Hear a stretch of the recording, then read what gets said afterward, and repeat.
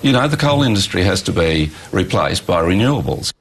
And, well, cop this. Why shouldn't we now join vigorous moves in Europe and at the United Nations for a global people's assembly based on one person, one vote, one value? Such a global parliament, and it could be right here in Australia. Joining me is the Leader of the Nationals in the Senate, Barnaby Joyce. Barnaby, what will change with the Greens having this extra power? Well, what we've seen already, Andrew, is they're basically in coalition. Bob Brown is sometimes the Deputy Prime Minister, sometimes the Prime Minister, take your choice. I think Bob Brown undersells himself when he says that one day he'll be in the Lodge. For all intents and purposes, Andrew, he's already there. But let's look at what their agenda is. They want to shut down the live cattle trade, and the complete and utter fiasco that's created for our nation will be a permanent state of affairs. They want to shut down the Murray-Darling Basin, 7,600 gigs, so Australia can no longer feed itself. They want to shut down everything in between with a new carbon tax. In fact, they think the carbon tax does not go far enough and the price has to go up. They want to shut down rodeos. They want to shut down fishing. They want to bring in a more liberal drug policy, which is pick a house in your street and call it an injecting room. They believe in death duties. We took years to try and get rid of death duties. They want to bring it back.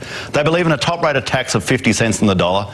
And these people, with this and so much more, they believe... I always have to fight the right-wing conspiracy theorists who believe in one world government, but Bob Brown gets out there and basically confirms it. It's bizarre. It's strange to me, Barnaby, but what does this say about the electorate that they would vote for a party like this in the extent that they do? What does it say about the media that Bob Brown can do this one world government shtick and no one seems to blink an eye?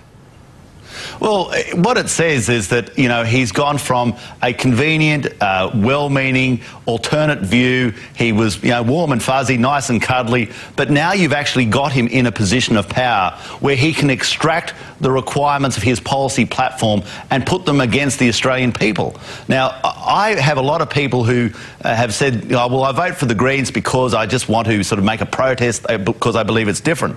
I've also met people who said, I voted for Pauline Hanson and then I voted for the Greens. But now you've actually got to understand that Bob Brown is like the Greens version, the left-hand's version of the National Party. He has a substantial say in the policy direction of our nation, and that direction will take us to, I don't know where, content hunters and gatherers on the forest floor eating beetles and nuts. But before we get there, we all go broke. You've got to remember, if Bob Brown believes in shutting down the coal mines, he believes in shutting down one of the major exports of our nation. And so you have to ask yourself, to be honest, Bob Brown, what else are you going to shut down because now we don't have the money? Are you going to shut down the hospitals? Are you going to shut down the schools? Are you going to get rid of the pharmaceutical benefit scheme so people have to pay the proper and appropriate and extremely excessive price for medicines? Well, he's already managed to force on the government this carbon dioxide tax. Today we hear the government's going to try and minimise the political fallout by exempting petrol, which means we've got to save the world by cutting emissions, but not quite yet.